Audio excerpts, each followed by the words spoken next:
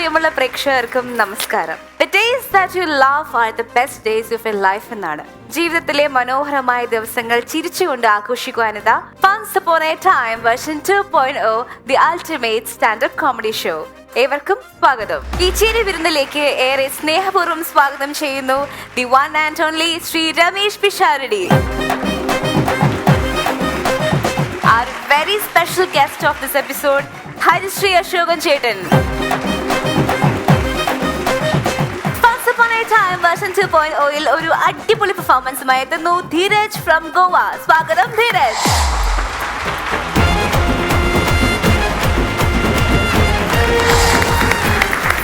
അങ്ങനെ ഗോവയിൽ എത്തിയിരിക്കുകയാണ് അല്ലേ? എത്ര നാളായിട്ട് ഗോവയില്? ഒരു 10 വർഷമായിട്ട്. 10 വർഷമായിട്ട്. സ്റ്റാൻഡപ്പ് കോമഡി രംഗത്തേക്ക് ആദ്യമായിട്ടാണ്. ആദ്യത്തെ ഫ്ലോർ ആണ്. Okay, nice. രമേശ് ചേട്ടാ ഗോവയിലാണോ? അതെ അതെ. ആഹാ, ഗോവയിൽ നിന്ന് ഈ പരിപാടിക്ക് വേണ്ടി മാത്രം ഇങ്ങോട്ട് വന്നു? അല്ല, ഞാൻ വന്നത് ഒരുപാട് പ്രാവശ്യം ഓഡിഷൻ അയച്ചു കൊടുത്തിട്ടുണ്ടായിരുന്നു. അപ്പോഴൊന്നും എനിക്ക് വരാൻ പറ്റിയില്ല, ഈ കോവിഡ് കാരണം. പിന്നെ ഇപ്പൊ ഞാൻ വെക്കേഷന് വേണ്ടി വന്നതാ. അപ്പം എനിക്കൊരു പെട്ടെന്ന് തന്നെ മെസ്സേജ് കിട്ടി, ഇതുപോലെ ഓഡിഷൻ ഉണ്ട്, വരാൻ പറഞ്ഞു.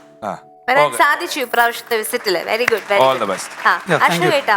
ഗോവയിൽ നിന്ന് ഇവിടം വരെ വന്നു തന്നെ ഭയങ്കര സന്തോഷം. കാരണം വെച്ചാല് ദൂരെ നിന്ന് ഈ ഒരു പരിപാടി ഇഷ്ടപ്പെട്ടിട്ട് അതിലേക്ക് പാർട്ടിസിപ്പേറ്റ് ചെയ്യാൻ വേണ്ടി വരുന്നു എന്ന് പറഞ്ഞാൽ വളരെ സന്തോഷമുണ്ട്. എന്റെ പേരെന്താ പറഞ്ഞ? ധീരജ്. എന്തായാലും all the best. Thank you sir. Hi, നമസ്കാരം. എൻ്റെ പേര് ധീരജ്, ഗോവയിൽ നിന്നാണ് വരുന്നത്. ഇനിയൊന്നും കൊണ്ടുവന്നിട്ടില്ല കേട്ടോ. എൻ്റെ സ്ഥലം വന്നിട്ട് കേരളത്തിൽ ബാലരാമപുരമാണ്. ഇപ്പോൾ നമ്മുടെ ഈ കോവിഡൊക്കെ കഴിഞ്ഞതിന് ശേഷം എല്ലാവരും സുന്ദരനും സുന്ദരികളുമായി അല്ലേ? അതങ്ങനെയാണ്. പണ്ടൊക്കെ കാക്കയെ പോലെ കുളിച്ചിരുന്നവർ ഇപ്പം 5 നേരമാണ് കുളി. ഈ ഇടയ്ക്ക് ഞാൻ KSRTC ബസ്സിൽ യാത്ര ചെയ്തു. ഈ യാത്ര ചെയ്ത സമയത്താണ് എനിക്കൊരു കാര്യം മനസ്സിലായത്. എന്താണ് ശുചിത്വം? KSRTC ബസ്സിൽ ഇപ്പം ടിക്കറ്റ് കൊടുക്കുന്നത് പോസ്റ്റ് മെഷീൻ വെച്ചിട്ടാണല്ലോ. ഞാൻ അകത്ത് കയറി ടിക്കറ്റ് ചോദിച്ചു. കണ്ടക്ടർ എനിക്ക് ടിക്കറ്റ് തന്ന രീതി കണ്ടപ്പോൾ എനിക്ക് മനസ്സിലായത് വലിച്ചു കയറി കൈ തന്നു. അത് കണ്ട് മനസ്സിലായി എത്രത്തോളം ശുചിത്വം കേരളത്തിലുണ്ടെന്ന്. എനിക്ക് ഏറ്റവും കൂടുതൽ ഇഷ്ടപ്പെട്ട കളി എന്ന് ചോദിച്ചു കഴിഞ്ഞാൽ ക്രിക്കറ്റ് കളി. നിങ്ങൾക്ക് എല്ലാവരും ക്രിക്കറ്റ് കളി ഇഷ്ടമാണല്ലോ. അത് എനിക്കും ഇഷ്ടപ്പെട്ട കളിയാണ് ക്രിക്കറ്റ് കളി. ക്രിക്കറ്റ് കളിയിൽ ടെസ്റ്റ് വളരെ ഇഷ്ടമാണ്. ഈ ടെസ്റ്റ് കളിക്കുന്നത് എങ്ങനെയാണെന്ന് കണ്ടിട്ടില്ലേ? ചുവന്ന ബോള്, വെള്ള ജേഴ്സി. അവർ ഈ ചുവന്ന ബോളൊക്കെ നല്ലപോലെ പുരട്ടി ഇവിടെ കൊണ്ട് തേച്ച് പിടിപ്പിക്കി വയ്ക്കും. ഈ 2 സൈഡ് നോക്കുമ്പോൾ നല്ല റെഡ് ലൈൻ കിട്ടും.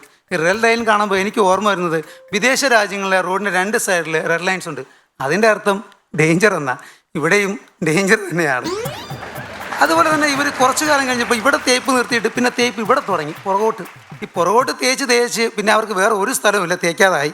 ആ തേപ്പ് കണ്ടപ്പോൾ എനിക്കൊരു കാര്യം ഓർമ്മ വെച്ചാൽ നമ്മുടെ നാട്ടിലൊക്കെ ഈ റോഡുകൾ കാണുമല്ലോ, ഈ വണ്ടിയൊക്കെ പോകാത്ത റോഡുകളുണ്ട്. ആ റോഡിന് നടുക്കൊരു ബമ്പർ ഇട്ടിട്ട് അവിടെ ഒരു സീബ്ര ലൈൻ പോലെ. അതാണ് എനിക്ക് ഓർമ്മ വരുന്നത്. ഇതുപറ്റി പറഞ്ഞപ്പോൾ എനിക്ക് വേറൊരു കാര്യം പറയാനുണ്ട്. 2013 നവംബർ 19 ഒരു പ്രത്യേകത ഉണ്ട്. ആർക്കെങ്കിലും അറിയാമോ? അന്ന് ഐക്യരാഷ്ട്രസഭ ഒരു പ്രത്യേക ദിനം പ്രഖ്യാപിച്ചു. ആ ദിനമാണ് വേൾഡ് ടോയ്ലറ്റ് ഡേ. ഈ വേൾഡ് ടോയ്ലറ്റ് ഡേ കേട്ടപ്പോൾ ഏറ്റവും കൂടുതൽ സന്തോഷിച്ചത് എൻ്റെ ഒരു സുഹൃത്താണ്.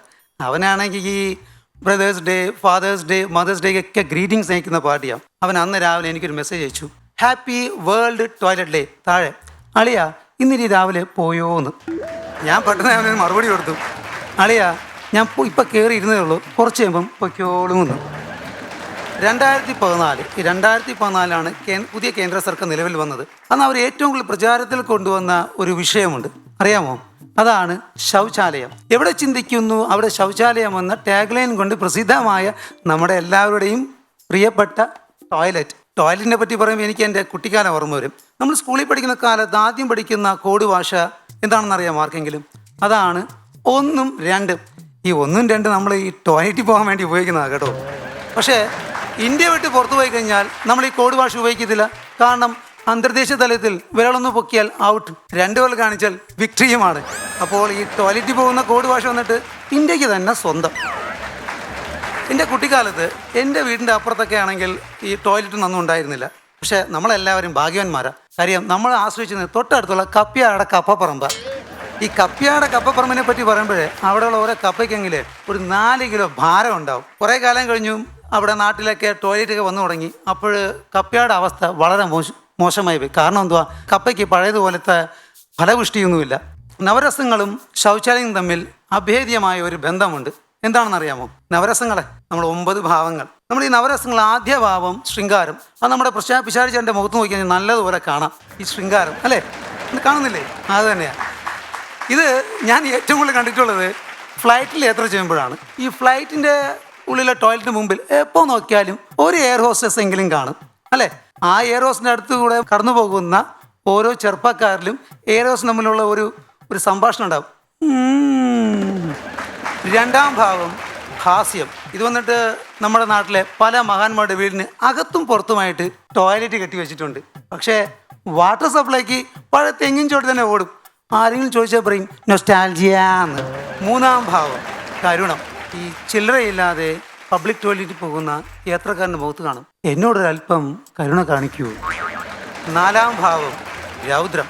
ഈ ഹോസ്റ്റലിലെ ടോയ്ലറ്റ് ഈ ബക്കറ്റും വെള്ളമായി ചെന്നിരിക്കണ്ട, അതിനു മുമ്പ് അടുത്ത് വന്ന് കഥയിൽ മുട്ടും, ദേഷ്യം വരാതിരിക്കോ. അഞ്ചാം ഭാവം വീരം. ഓടുന്ന ട്രെയിനിലെ ടോയ്ലറ്റിൽ കാര്യം സാധിക്കണമെങ്കിൽ കുറച്ചൊക്കെ അഭ്യാസിയായിരിക്കണം. ഒന്ന് നേരച്ചോ പിടിച്ചിരിക്കാൻ പോലും അതിനകത്ത് സൗകര്യമില്ല. ആറാം ഭാവം ഭയാനകം. ഫാമിലിയുമായിട്ട് ഏതെങ്കിലും ഹോട്ടലിൽ തങ്ങേണ്ടി വരുമ്പോൾ എനിക്കുണ്ടാവുന്ന ഒരു ഭാവമുണ്ട്, അത് മിക്ക ദമ്പതിമാർക്കറിയാം. ഈ ഹോട്ടലിൻ്റെ ടോയ്ലറ്റിൽ എവിടെയെങ്കിലും ഒളി ക്യാമറയോ അല്ലെങ്കിൽ 2 സൈഡഡ് മിററോ എന്നുള്ള ഒരു ഭയം. ഏഴാം ഭാവം ഭീവത്സം. ഇത് പിന്നെ നമുക്ക് എടുത്തു പറയേണ്ട ആവശ്യമില്ല. നമ്മുടെ KSRTCയുടെ സ്വന്തം പബ്ലിക് ടോയ്ലറ്റ് കാലെടുത്ത് വയ്ക്കണ്ട, അയ്യേ ഞാനെന്താ ഇങ്ങോട്ട് വന്നെന്നുള്ളത്. എട്ടാം ഭാവം അത്ഭുതം. ഇത് വന്നിട്ട് ഷിപ്പിലെ ടോയ്ലറ്റാണ്. ആരെങ്കിലും ഷിപ്പിൽ യാത്ര ചെയ്തിട്ടുണ്ടോ? പിഷാരിടാ ചെയ്തിട്ടുണ്ടോ? ആ അത്ഭുതം കണ്ട ആദ്യ വ്യക്തി നമ്മുടെ പിഷാരി ചേട്ടനാണ്. കാര്യം എന്നെ സംബന്ധിച്ചിടത്തോളം ഇതൊരു മഹാ അത്ഭുതമാണ്. കാരണം ഞാൻ ഇതുവരെ ഷിപ്പിൽ യാത്ര ചെയ്തിട്ടില്ല. ഒൻപതാം ഭാവം ശാന്തം. ഇപ്പോൾ നമ്മൾ ശൃംഗാരമായാലും ഭീവത്സമായാലും വീരമായാലും രൗദ്രമായാലും ശാന്തം എന്ന് പറഞ്ഞാൽ ഈ ടോയ്ലറ്റിൽ ഇരുന്നിട്ട് ഇറങ്ങി പോകുമ്പോൾ നമുക്ക് കിട്ടുന്നൊരു സുഖമുണ്ടല്ലോ, ആ സുഖമാണ് ശാന്തം. ഇതൊക്കെ പറയുമ്പോൾ നിങ്ങൾ വിചാരിക്കും ഇതെന്താ ഇവൻ വന്നിട്ട് ഇവിടെ വന്ന് നാറ്റക്കേസാണോ പറയുന്നു വിചാരിക്കും. അങ്ങനെയല്ല. അതിനുവേണ്ടി എനിക്കൊരു വേറൊരു മറുപടിയുണ്ട്. ലൈഫ് വിത്തൗട്ട് എ ടോയ്ലറ്റ്, അങ്ങനെയല്ല, sorry, life without toilet is a danger, dirty and undignified. ഇത് വേറൊന്നുമില്ല, ഈ ജീവിതത്തിൽ ടോയ്ലറ്റ് ഇല്ലെങ്കിൽ അത് വളരെ വൃത്തികേടും അപകടകരവും പിന്നെ മാന്യതയും ഇല്ലാത്തതാണ്. നന്ദി, നമസ്കാരം. Signing off Dheeraj.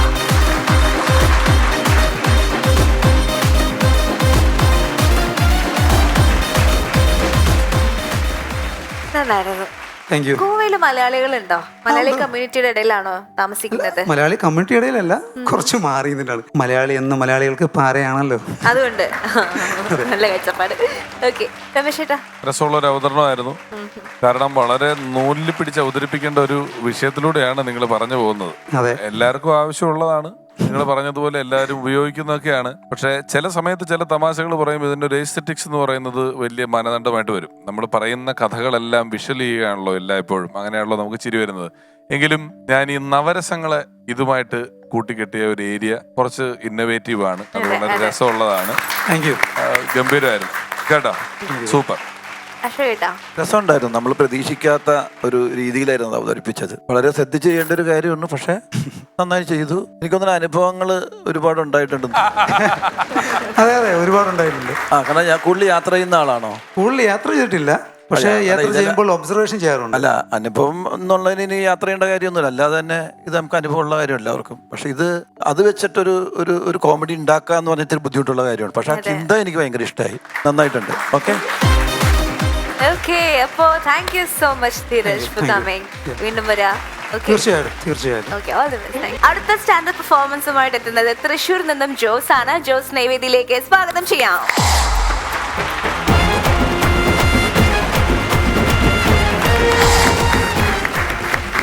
Welcome Jose, welcome back. സുഖല്ലേ? പുതിയ സിനിമകളൊക്കെ കണ്ടോ? ഏതെങ്കിലുമൊക്കെ? KGF കണ്ടിട്ടുണ്ട്. KGF കണ്ടു. ഏത് ഭാഷയാണ് കണ്ടത്? മലയാളവും തമിഴും കണ്ടു. 2 തവണ കണ്ടു അല്ലേ? കലക്കി. All the best. ഇന്ന് ഞങ്ങൾ നിങ്ങളോട് വർത്താനം പറഞ്ഞ് സമയം കളയാൻ ഉദ്ദേശിക്കുന്നില്ല, പരിപാടി കാണാൻ വേണ്ടി ഇരിക്കുകയാണ്. ഓക്കെ. ഞാൻ ആദ്യമായിട്ട് കാണുന്നത്. ഞാൻ ഇതിനു മുമ്പ് ഇയാളുടെ ഇത് കണ്ടിട്ടില്ല, പക്ഷെ ഒരു പ്രതീക്ഷയുണ്ട്. എത്രയും കാര്യം പിഷാരടി ചോദിച്ചപ്പോ എന്തെങ്കിലും ഇല്ലാതെ ചോദിക്കൂല. എന്തായാലും നമുക്ക് കണ്ടിട്ട് പറയാം. Okay, all the best. Thank you. Ramesh ചേട്ടാ, ഞാൻ രമേശ് ചേട്ടനൊരു വാക്ക് തരാം. എന്താണ്? ഈ ലോകത്തിലുള്ള എല്ലാ ചെളി കോമഡികളും ഞാൻ രമേശ് ചേട്ടനായി കൊണ്ടുവന്ന് തരും.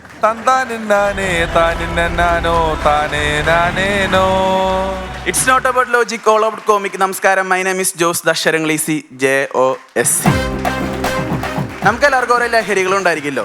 ചിലവരെ ലഹരി എന്ന് പറയുന്നത് ഫുഡായിരിക്കും, ചിലർക്ക് ഫുട്ബോൾ ആയിരിക്കും, ചിലർക്ക് യാത്രകളായിരിക്കും. ഈ ഷോയുടെ ലഹരി എന്ന് പറയുന്നത് നമ്മുടെ ഡയറക്ടർ ഹരിച്ചേട്ടനാണ്. പക്ഷെ ഇപ്പൊ തന്നെ ഏറ്റവും വലിയ ലഹരി എന്ന് പറയുന്നത് പാരസെറ്റമോളാണ്. ഡെയിലി ഒരെണ്ണെങ്കിലും കഴിച്ചില്ലെങ്കിൽ എനിക്ക് എന്തോ പോലെയാണ്. മരുന്ന് പോലെ ഫുഡ് അടിക്കുന്നതാണ് കൊറോണയ്ക്ക് മുമ്പ് പറഞ്ഞിരുന്നെങ്കിൽ ഇപ്പൊ എല്ലാവരും ഫുഡ് അടിക്കണ പോലെയാണ് മരുന്ന് കഴിക്കുന്നത്. ചിലവരൊക്കെ ഉണ്ടല്ലോ പോളോ വാങ്ങി കഴിക്കുന്നത് പോലെ ഡോളോ വാങ്ങി കഴിക്കുന്നത്. വാലന്റൈൻസ് ഡേക്ക് കാമുകിക്ക് ജോളോ ചിപ്പ് വാങ്ങിക്കൊടുത്തൊരു കൂട്ടുകാർ എനിക്കുണ്ടായിരുന്നു. ലിപ് ലോക്ക് അടിച്ചപ്പോൾ വായിൽ നിന്നും ഹാൻഡ്സ് കിട്ടിയെന്ന് പറഞ്ഞിട്ട് അവളവനെ ബ്രേക്കപ്പ് ചെയ്യായിരുന്നു.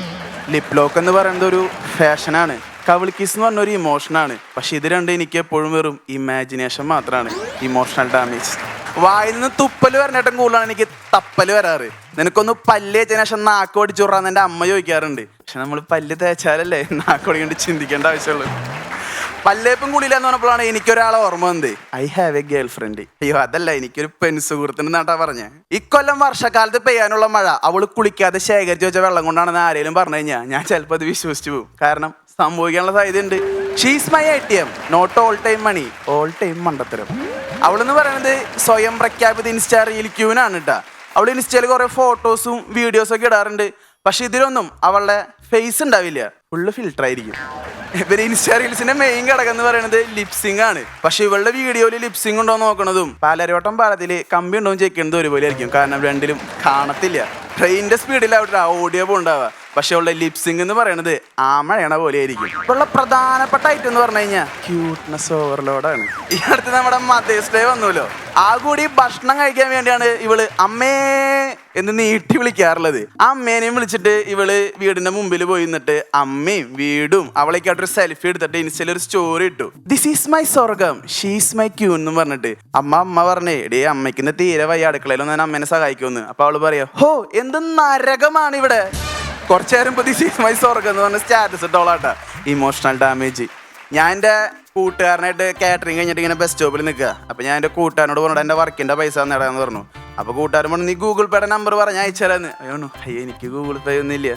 അപ്പോൾ അവനൊന്ന് പുച്ഛത്തോടെ നോക്കി ചിരിച്ചുട്ടാ. എന്നിട്ട് അവിടെ ഇരിക്കണ ഒരു രാജകൻ ചേട്ടനെ ചൂണ്ടി കാണിച്ചിട്ട് പറയാ നീ ആ ചേട്ടനെ കണ്ടാ, ആ ചേട്ടൻ്റെ ഒരു ഗൂഗിൾ പേ ഉണ്ടെന്ന്. ഞാൻ നോക്കി ആ ചേട്ടൻ്റെ കയ്യിലുണ്ട്. ഞാൻ അവനോട് പറഞ്ഞേ ഡാ എൻ്റെ ആ ചേട്ടൻ്റെ അവസ്ഥയുണ്ടല്ലോ സെയിമാ, പക്ഷെ ഞാൻ ഫീൽഡിലേക്ക് ഇറങ്ങണില്ല എന്നുള്ളൂ. Emotional damage. അത് കഴിഞ്ഞിട്ട് ഞാനിങ്ങനെ രാത്രി മഴ കൊണ്ട് വന്നപ്പോൾ എൻ്റെ ഫോണൊന്നും നനഞ്ഞു. അപ്പോൾ ഫോണിലെ വെള്ളം പോകാൻ എന്താ ചെയ്യാൻ വേണ്ടതെന്ന് ഞാൻ യൂട്യൂബിൽ നോക്കിയപ്പോഴാണ് എനിക്ക് മനസ്സിലായത് അരിയുടെ ഇതിൽ പൂത്തി വെച്ചാൽ മതിയെന്ന്. അങ്ങനെ ഞാൻ അരിയും ബക്കറ്റിൽ പൂത്തി വെച്ചിട്ട് കിടന്നുറങ്ങി. രാവിലെ കഞ്ഞിങ്കാലത്ത് നിന്ന് ഫോൺ തന്നിട്ട് അമ്മ മാതൃകയായി. ഫോൺ പോയാലെന്താ, നമുക്ക് ഉച്ചയ്ക്ക് ഭക്ഷണം കഴിച്ചാൽ മതിയല്ലോ. അമ്മേനൊന്ന് ഇമ്പ്രസ് ചെയ്യാൻ വേണ്ടിയിട്ട് ഞാനൊരു കാര്യം ചെയ്യാൻ തീരുമാനിച്ചു. മഴ വരണ കണ്ടപ്പോൾ അഴയിൽ ഇറങ്ങണ തുണിയൊക്കെ എടുത്തിട്ട് ഞാൻ കട്ടുമേ കൊണ്ട് കൂട്ടിയിട്ടു. അപ്പൊ തന്നെ അമ്മ വന്നു. പക്ഷെ പോരാളി എൻ്റെ കാരണം അടിച്ചു പൊളിച്ചു. ഞാൻ ചോദിച്ചു why are you hitting mummy? അപ്പൊ അമ്മ പറയാ നീ ഉണങ്ങിയ തുണി നനഞ്ഞ തുണിയും കൂട്ടിയിട്ട് തുണികളൊക്കെ നശിപ്പിക്കോടെ കാലമാടാന്ന്, എനിക്ക് പുതിയത് വാങ്ങി തരുമെന്ന്. Emotional damage. അന്നൊക്കെ മനസ്സിലായി നമ്മൾ ആത്മാർത്ഥമായിട്ട് ആരെയും സഹായിക്കാൻ പോകരുത്. പക്ഷെ ഞാൻ എൻ്റെ അപ്പനും തമ്മിൽ അങ്ങനെയല്ല കേട്ടോ, ഞങ്ങളൊക്കെ ഒരേ വേവ് ലെങ്താ. ഞാൻ എന്നും IPL ഡ്രീം ഇലവൻ കളിച്ച് പൈസ കളയും, അപ്പനെന്നും ഡെയിലി ലോട്ടറി എടുത്ത് പൈസ കളയും. It's enough. പക്ഷെ അപ്പനെപ്പോഴും എന്നെ പറ്റി പരാതിയാ, പിന്നെ ഒരു കാര്യത്തിലും ശ്രദ്ധയില്ല എന്ന്. പക്ഷെ അപ്പനറിയില്ല എൻ്റെ ശ്രദ്ധേനെ പറ്റിയിട്ട്. 2 കളറിലെ ടൈൽസ് ഇട്ട തറയുണ്ടല്ലോ, ആ തറയവിടെ നടക്കുമ്പോൾ ഞാൻ എപ്പോഴും വളരെ ശ്രദ്ധിച്ച് ഒരേ കളറിലെ ടൈലും കൂടി നടക്കാറ്, വളരെ ശ്രദ്ധാപൂർവ്വം. അപ്പുറത്തെ വീട്ടിലെ പെൺകുട്ടി രാവിലെ കോളേജിൽ പോകുന്നുണ്ടോ വരുന്നുണ്ടോ, രാവിലെ പല്ല് വയ്ക്കുന്നുണ്ടോ ചായ കുടിക്കണ്ടോ, എന്തിന് അവളുടെ വീട്ടുകാരായിട്ടും കൂടുതൽ ഞാൻ ശ്രദ്ധിക്കാറുണ്ട് അവള് കുളിക്കണ്ടോ നോക്കാൻ വേണ്ടിയിട്ട്. പിന്നെ അത് മാത്രമല്ല എൻ്റെ അപ്പൻ്റെ പോക്കറ്റിൽ നിന്ന് അപ്പം പോലും അറിയാതെ വളരെ ശ്രദ്ധാപൂർവ്വമാണ് ഞാൻ അപ്പൻ്റെ പോക്കറ്റിൽ നിന്ന് പൈസ വരെ അടിച്ചു മാറ്റാറുള്ളത്. അത് മാത്രമല്ല കേട്ടാ, ഡെയിലി വീട്ടിൽ നിന്ന് 4 നേരം മുടങ്ങാതെ തിന്നെ ഞാൻ ശ്രദ്ധിക്കാറുണ്ട്. ആ എന്നെയാണ് അപ്പം ഇങ്ങനെ പറയണത്. പക്ഷെ അപ്പോഴൊന്നും എനിക്ക് വിഷമമായില്ല. വീട്ടിൽ നിന്ന് ഒരു ദിവസം ഒരു വിലപ്പെട്ട സാധനം മോഷണം പോയിട്ടാ. അയ്യോ എന്നെല്ല മോഷ്ടിച്ചാരും അല്ല, വിലപ്പെട്ട സാധനം നിങ്ങൾ തെറ്റിദ്ധരിക്കേണ്ട വെച്ചിട്ട് പറഞ്ഞതാ. എന്നിട്ട് പോലീസ് വന്നിട്ട് ചോദിച്ചു നിങ്ങൾക്ക് അറിയാൻ ഡൗട്ട് ഉണ്ടോന്ന്. അപ്പൊ അപ്പ എന്നെ ചൂണ്ടി കാണിച്ചിട്ട് പറയാ ഈ ലോകത്ത് എനിക്ക് ഒരാളെ ഡൗട്ടുള്ള സാറായത് ഇവനാന്ന്. റിയാഷൻ മാസിലേ ഞാനും ഉങ്കപ്പുള്ള താനേ എതുക്ക് മറ്റേ ബാഹുബലിനെ പിന്നിന്ന് കട്ടപ്പ കുത്തിയപ്പോ പോലും ബാഹുബലിക്ക് ഇത്രയ്ക്ക് ഹൃദയഭേദകം ഉണ്ടായിട്ടുണ്ടാവില്ല. ഇമോഷണൽ ഡാമേജ് ആയി പോയി ഞാൻ. പക്ഷെ ഞാൻ അപ്പനോട് പരാതി ഒന്നും പറഞ്ഞില്ല കേട്ടാ. വേറെ ഒന്നല്ല, പിറ്റേ ദിവസം എൻ്റെ മൊബൈലിൽ നെറ്റ് കഴിയേ, അപ്പം വേണമല്ലോ റീചാർജ്, അപ്പൻ ഇത് പൈസ ചോദിക്കണല്ലോ. പക്ഷെ ഞാൻ എൻ്റെ ചേട്ടനും തമ്മിലുള്ള ബന്ധം ഇങ്ങനെ ഒന്നല്ല, ഞങ്ങൾ സംസാരിക്കാറേ ഇല്ല. ചേട്ടനെ കണ്ട അപ്പം ഞാൻ മുങ്ങും. വേറെ ഒന്നും കൊണ്ടല്ല, ചേട്ടനെ അപ്പൊ കണ്ടായിരുന്നു നിനക്ക് വല്ല പണിക്കുമ്പോ എന്ന് ചോദിച്ചിട്ട് ഇമോഷണലി ഡാമേജ് ആക്കി കളയും. എനിക്കത് കേൾക്കണതേ കലിയ. ഒരു ദിവസം ഞാൻ ഇന്നലെ ഇങ്ങോട്ട് പറഞ്ഞിട്ട് ചേട്ടനെ കൈയോടെ പിടിച്ചു. ചേട്ടൻ ചോദിച്ചു നിനക്ക് വല്ല പണിക്കുമ്പോ മോനേന്ന്. അപ്പൊ ഞാൻ ചേട്ടനോട് പറഞ്ഞേ, ചേട്ടാ എന്റെ ലക്ഷ്യം എന്ന് പറഞ്ഞ സിനിമയാണ്, ഞാൻ നാളെ സിനിമയിൽ വലിയൊരാളേക്കാം. അപ്പൊ നിങ്ങൾ പറയും, ഓ അന്ന് നീ വലിയ ആളാവുമെന്ന് എനിക്കറിയാറുന്ന്. അന്ന് പറഞ്ഞിട്ട് കാര്യമില്ല, ഞാൻ ഇപ്പോഴാണ് സ്ട്രഗിൾ ചെയ്യണ സമയം എന്ന് പറയുന്നത്. എന്നെ നിങ്ങൾ ഇപ്പൊ വേണം സപ്പോർട്ട് ചെയ്യാൻ വേണ്ടിയിട്ട്. നാളെ ഒരു ഇന്റർവ്യൂ ചോദിച്ചെന്ന് വരും, ജോസിനെ സ്ട്രഗിൾ ചെയ്ത സമയത്ത് ആരായിരുന്നു ജോസിന്റെ ബാക്ക് ബോൺ, ആരാണ് ജോസിനെ സപ്പോർട്ട് ചെയ്തതെന്ന്. അപ്പൊ എനിക്ക് പറയാൻ കഴിയണം അതെന്റെ ചേട്ടനായിരുന്നു. എന്റെ ബാക്ക് ബോൺ എന്ന് പറഞ്ഞാൽ എന്റെ ചേട്ടനായിരുന്നു എനിക്ക് പറയണം. ഇപ്പൊ ടോവിനോടെ ചേട്ടനെ പറ്റി എന്താ പറയണേ, ടോവിനോടെ സ്ട്രഗിൾ ചെയ്ത ടോവിനോടെ ബാക്ക് ബോൺ എന്റെ ചേട്ടനായിരുന്നു. ഇപ്പൊ ചേട്ടൻ ജനങ്ങളുടെ മനസ്സിൽ ആരാ, കിങ്. എന്റെ ചേട്ടന് ജനങ്ങളുടെ മനസ്സിൽ കിങ് ആവണം, അതാണ് എന്റെ ഏറ്റവും വലിയ ആഗ്രഹം എന്ന് പറഞ്ഞിട്ട് ഞാൻ ചേട്ടനൊരു ലുക്കിയപ്പോ ചേട്ടന്റെ കണ്ണ് ചെളി വെള്ളം കറിയണ പോലെ കലിയും കിടക്കണ്ടായിരുന്നു. ഞാൻ അപ്പൊ തന്നെ ചേട്ടനോട് പറഞ്ഞു, ചേട്ടാ 1000 ഉണ്ടാവും എടുക്കാൻ. അല്ല വെൻ ഫയറിംഗ് ദ പുര വി ആർ കട്ടിങ് ദ വാഴ എന്നാണല്ലോ. അപ്പൊ തന്നെ ചേട്ടൻ ചോദിച്ചു, എന്തിനാടാ മോനെ 1000 രൂപന്ന്. ഞാൻ പറഞ്ഞു, ചേട്ടാ നാളെ ഷൂട്ടിന് പോണേ, അപ്പൊ ഡയാനേച്ചിക്ക് മേക്കപ്പ് ചെയ്യാൻ പോലും പ്രൊഡക്ഷനിൽ പൈസ ഇല്ല, അപ്പൊ എല്ലാ കണ്ടസ്റ്റൻസിന്റെ അടുത്ത് 1000 രൂപ വെച്ച് കൊണ്ടുവരാനാ പറഞ്ഞേക്കണേ. അപ്പൊ ചേട്ടാ അപ്പൊ തന്നെ 2000 നോട്ട് എടുത്തേക്ക് തന്നു. ഞാൻ ചോദിച്ചു, ചേട്ടാ എന്തിനാ 2000 നോട്ട്? ഡയാനേച്ചി കുറച്ച് കൂടുതൽ മേക്കപ്പ് ഇരുന്നോട്ടേന്ന്. സ്നേഹം, വെറും സ്നേഹട്ടോ. ഇമോഷൻ ഡാമേജ് എത്രയൊക്കെ പറഞ്ഞിട്ട് എന്റെ പെങ്ങളെ പറ്റി പറഞ്ഞില്ലെങ്കിൽ അവൾക്ക് കുറച്ച് വിഷമാവില്ല. അപ്പൊ അവൾക്കൊരു കുഞ്ഞു കുട്ടിയുണ്ട്, ഒരു കുട്ടി ഗ്രൂപ്പ്. അവൾക്ക് വാട്ടർ ബോട്ടിൽ വാങ്ങി കൊടുത്തിട്ടുണ്ട് വെള്ളം കുടിക്കാൻ വേണ്ടിയിട്ട്. നോട്ട് ദ പോയിന്റ്, വെള്ളം കുടിക്കാൻ വേണ്ടിയിട്ടാ.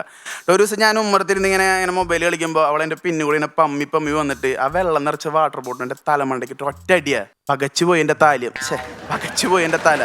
ഞാൻ എന്നിട്ട് തിരിഞ്ഞു നോക്കിയപ്പോണ്ട് അവിടെ നിന്ന് കിണിക്കണു. Cuteness overload. പെങ്ങളൊന്നും ചിരിക്കുന്നുണ്ട്. എൻ്റെ പെങ്ങൾ ചിരിച്ചുകൊണ്ട് പറയാ, കുട്ടികൾ വാട്ടർ ബോട്ടിലോട് പലതും ചെയ്യും, വെള്ളം കുടിക്കുന്ന ഒഴിച്ചെന്ന്. Emotional damage. പക്ഷെ ഞാൻ അപ്പോഴൊന്നും ഇത്രയ്ക്ക് ഫാമിലി തന്നെ മൊത്തം ഇമോഷൻ ഡാമേജ് ആക്കിയിട്ട് ഞാൻ തളരാത്ത കാര്യം എന്താ വെച്ച് കഴിഞ്ഞാൽ അവളാണ്. She's my queen, my Angel. ഞങ്ങള് 2 പേരുണ്ടല്ലോ പ്രണയത്തിലാണ്. ഞാൻ അവളെ പ്രണയിക്കുന്നു, അവള് വേറൊരാളെ പ്രണയിക്കുന്നു. ഞാൻ അവളെ 1 സൈഡായിട്ട് പ്രണയിക്കുന്നു, അവള് വേറെ 2 സൈഡായിട്ട് പ്രണയിക്കുന്നു. എനിക്കില്ലാത്ത ഓരോരോ ക്വാളിറ്റിയുടെ രമേശായിട്ട് അവനുള്ളോ. അവന് ജോലിയുണ്ട്, എനിക്ക് ജോലിയില്ല. He's a job guy, I am the jobless guy. അവൻ അവളെയും കൊണ്ട് മണാലിക്ക് ട്രിപ്പ് പോയി, ഞാനും പോയി ട്രിപ്പ് മൂന്നാർക്ക് KSRTCയിൽ ഒറ്റയ്ക്ക്. പാവങ്ങളുടെ മണാലി. ഇത് വിചാരിക്കും എന്താ അവളെ കൊണ്ടുപോയത്, വേറെ ഒന്നും ഉണ്ടല്ല, അവളെ കൊണ്ടുപോകാനുള്ള അത്ര പൈസ അപ്പൻ്റെ പോക്കയിൽ ഉണ്ടായിരുന്നില്ലായിരുന്നു. പക്ഷെ ഞങ്ങൾ എൻ്റെ ഇൻസ്റ്റാ സ്റ്റോറിയിൽ ഞാൻ അവളെ മെൻഷൻ ചെയ്തിട്ടുണ്ടായിരുന്നു കേട്ടാ. പ്യുവർ ലവ്, എങ്ക പോണാലും നമ്മ ലവ് വെറിത്തനമാർക്കും. അപ്പോൾ അങ്ങനെ കഴിഞ്ഞിട്ട് ഇവള് തിരിച്ചു വന്നിട്ട് അവൾ എന്നെ ദേഷ്യം പിടിപ്പിക്കാൻ വേണ്ടി പറഞ്ഞൂടാ, അവൻ എന്നെ അങ്ങോട്ട് കൊണ്ടുപോയി ഇത് വാങ്ങിയെന്നൊക്കെ പറഞ്ഞേക്ക് അവസാനം ദേഷ്യം വന്നിട്ട് ഞാൻ പറഞ്ഞു, ആടി അവൻ വാങ്ങിയടി, അവൻ്റെ കയ്യിൽ കാശുണ്ടീ. അപ്പോൾ അവളേക്ക് തിരിച്ച് മെസ്സേജ് ചെയ്തേക്കുക, ആടാ അവൻ്റെ കയ്യിൽ കാശുണ്ട്, അവ അധ്വാനിച്ച് കഷ്ടപ്പെട്ടുണ്ടാക്കിയത്, നിനക്ക് വല്ല പണിക്കുമ്പോൾ കൂടെയെന്ന്. Huge emotional damage. അവളെ കാല് പിടിച്ച് ഞാൻ 100 വട്ടം ഇഷ്ടമെന്ന് പറഞ്ഞപ്പോൾ I don't like it man get out എന്ന് പറഞ്ഞപ്പോൾ പോലും എൻ്റെ ഹാർട്ട് ഇത്രയ്ക്കും ബ്രോക്കൺ ആയിട്ടില്ല. പക്ഷെ അവളെന്നോട് പണിക്കുവാൻ പറഞ്ഞു. മുതുമുതിക്കായ അമ്മാമ്മ തൊട്ട് അവളൊരെന്നോട് പണിക്കുവാൻ പറഞ്ഞു. അങ്ങനെ ഞാനൊരു PhD കോഴ്സ് ചെയ്യാൻ വേണ്ടി തീരുമാനിച്ചു. എങ്ങനെ പണിയെടുക്കാതെ ജീവിക്കാം. ഞാനിപ്പോൾ അതിലെ ഗ്രാൻഡ് മാസ്റ്ററാണ്. എൻ്റെ കീഴിൽ ആയിരക്കണക്കിന് യുവാക്കളാണുള്ളത്. നിങ്ങൾക്ക് ഈ കോഴ്സിൽ ചേരാവുന്നതാണ് കേട്ടോ. ഇതിന് വേണ്ട യോഗ്യതകൾ എന്താണെന്ന് വെച്ച് കഴിഞ്ഞാൽ നാണമില്ലായ്മ, മാനമില്ലായ്മ, ഉളുപ്പില്ലായ്മ, പിന്നെ തൊഴിലില്ലായ്മ. ഇതിന് ഫീ ഒന്നും വേണ്ട കേട്ടോ. കാരണം ഫീ വേണമെങ്കിൽ നമ്മൾ പണിക്ക് പോകണമല്ലോ. പണിക്ക് പോകണവരെ ഞങ്ങൾ എടുക്കുന്നതല്ല. പിന്നെ നെപ്പോട്ടിസം അത് ഞങ്ങൾ അനുവദിക്കില്ല. എൻ്റെ അപ്പൻ മുതുമടിയനാണെന്ന് വെച്ചിട്ട് ഇത് വന്നിട്ട് കാര്യമില്ല. Only merit. ഗേൾസിനൊക്കെ ഞങ്ങൾ മുൻഗണന നൽകുന്നുണ്ട്. വേറെ ഒന്നുമല്ല, വെച്ചാൽ ഗേൾസിനെ മുന്നോട്ട് കൊണ്ടുള്ള ഒരു പുരോഗതി ചിന്താഗതി കൊണ്ട് മാത്രമാണ് കേട്ടോ. കമന്റുകളെന്ന മിസൈലുകളുടെ നെഞ്ചത്തറച്ച് ഞാൻ ആഴിയുടെ ആഴങ്ങളിലേക്ക് മുങ്ങിപ്പോയില്ലെങ്കിൽ അടുത്ത ചാപ്റ്ററിൽ കാണാമെന്ന വിശ്വാസത്തോട് നിർത്തും. നമസ്കാരം. മൈ നെയിം ഈസ് ഇസോ ജോസ്. സ്മൈൽ ഡുവിക്കാവുന്ന ഒരു ബോസ്.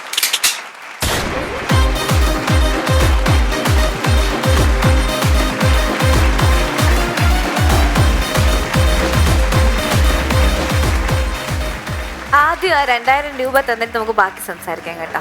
എടുത്തെടുത്ത് ഗൂഗിൾ പേ ഒന്നല്ല, വീട്ടിൽ നിന്ന് പൈസ ആയിട്ട് മേടിച്ചിട്ടില്ല വന്ന്, ഗൂഗിൾ പേ അല്ലേ മേടിച്ചത്. കോട്ടിന് വാടക കൊടുക്കണ്ടേ?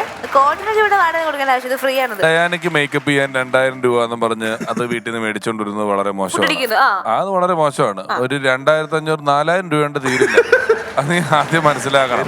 വെറുതെ വാങ്ങിക്കൂട്ടണ. എത്ര പേര് രാവിലെ തൊട്ട് നിന്നിട്ട് ചുറ്റോട് ചുറ്റും നിന്നിട്ട് ഇങ്ങനെ ചെയ്തിട്ട് നിനക്കറിയാമോ ജോസ്മോനെ?